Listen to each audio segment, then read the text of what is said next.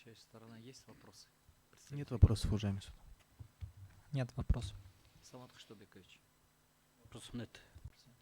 Коллеги, есть Можно я вопросы? задам?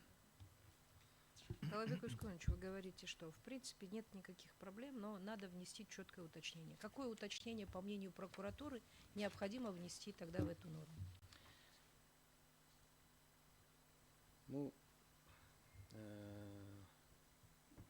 мое субъективное мнение, я прокурор-сотрудник, мы просто исполняем законы, вступившие в законную силу. Но вы не Поэтому- только исполняете, вы на самом деле разработчик этого ОПК, и все мы это знаем. Генеральный прокурор.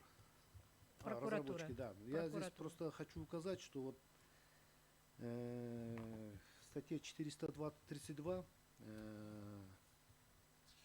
Уголовно-процессуального кодекса, вот, в части 1 здесь я хочу зачитать вопросы указанных пунктов 11, 1, 11, 13, 15, 16, 19, статьи 431, статье 433 настоящего кодекса разрешается судом, постановившим приговор.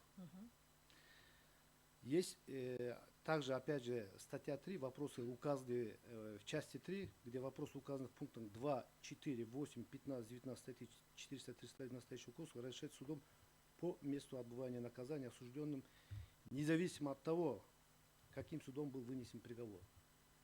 Я просто в своей речи не зря указал вот эту статью 15, поскольку я полагаю, что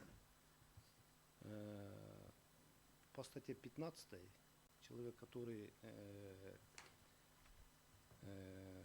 находится по медицинскому, принудительному медицинскому лечению, он не может находиться по месту отбытия наказания просто.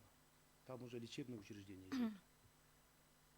Вот в этой неопределенности я поэтому говорю, что имеется уточнение, уточняющий закон надо просто внести. Но, насколько мы понимаем, мы как раз этот вопрос и не обсуждали по принудительным мерам, да, Да, медицинского да. характера. Мы как раз говорили о зачете времени. И вот Вот. позиция Генеральной прокуратуры здесь, например, я не вижу, да, что конкретно вы хотели бы предложить. Ну, я имею в виду, что здесь вместо пункта 15 должна была быть указана пункт 14, мне кажется. Пункт 14. Да. Понятно, спасибо. То есть это суд, постановивший приговор, да? Да. Спасибо. Присаживайтесь.